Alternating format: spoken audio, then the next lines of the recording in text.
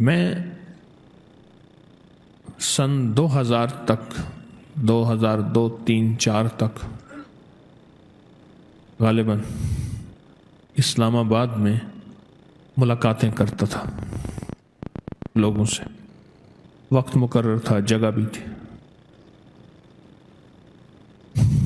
ایک صاحب وہ ہر دفعہ آتے تھے، مریض آنے کا نہیں ہے، وہ آئی سی یو میں اور گزشتہ 2.5 پونے 3 سال سے کومے میں ہے، بے ہوش ہے، نہیں آ سکتا، آپ دیکھ لیں.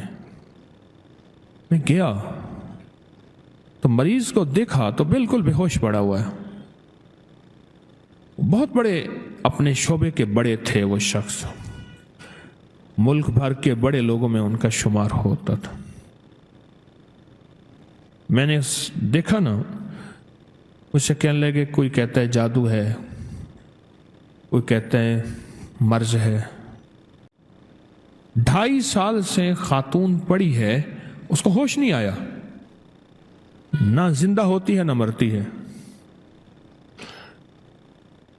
اللہ کی طرف سے میرے دل میں کچھ اللہ نے چھوٹا موٹا جو اپنے علم میں سے علم کا ذرہ عطا کی ہے، اللہ کے پاس تو علم کے خزانے ہیں.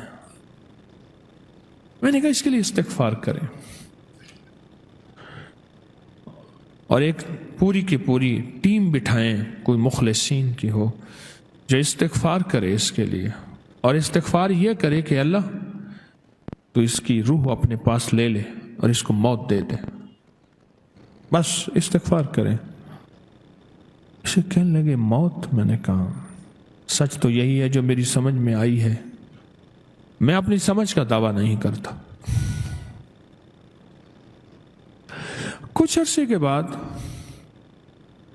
وہاں کی ایک خاتون آئی، نرس، ریٹائر ہونے کے قریب تھی. تسبیح خانے سے اس کی نسبت کہ پتہ چلا کہ حضرت آپ آئے تھے وہاں، مجھے پتہ چلا میری ڈیوٹی فلاں ٹائم کی تھی، آپ فلاں وقت میں آئے تھے، میں دن کو گیا تھا، اس کی نائٹ کی ڈیوٹی تھی، رات کی. میں نے پوچھا کیا ہے؟ مجھے تو وہ خاتون کسی پکڑ میں نظر آئی ہے. مجھے کہنے لگی حضرت ہم بول نہیں سکتے، بڑے لوگ ہیں. اس کی ایک ملازمہ اور اس کی ملازمہ کا بچہ تھا، گھر میں کام کرتی تھی. اس کے بچے نے اٹھا کے کوئی چیز کھا لی جو اس کے دسترخوان پہ پڑی تھی. اس کو غصہ آیا، اندر گئی تو وہ چمٹا جس سے روٹیاں الٹ پلٹ کرتے ہیں گرم، وہ چمٹا اٹھا کے ملازمہ کے بچے کی زبان اسے کھینچی. اس کی زبان جل گئی، بیچارہ چیختا رہا.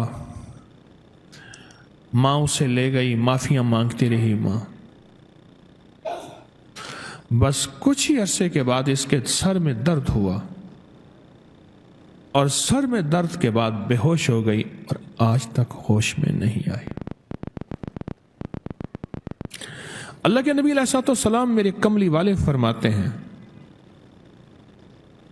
میں 70 دفعہ صبح اور 70 دفعہ شام استغفار کرتا ہوں. نبی پاک معصوم تو فرماتے ہیں میں 70 دفعہ صبح، میں 70 دفعہ شام استغفار کرتا ہوں. وہ استغفار بنیادی طور پہ میرے آپ کے لیے ہے، وہ استغفار بنیادی طور پہ میرے آپ کے لیے ہے. مجھے بتانا ہے، آپ کو بتانا ہے، امت کے لیے کرنا ہے.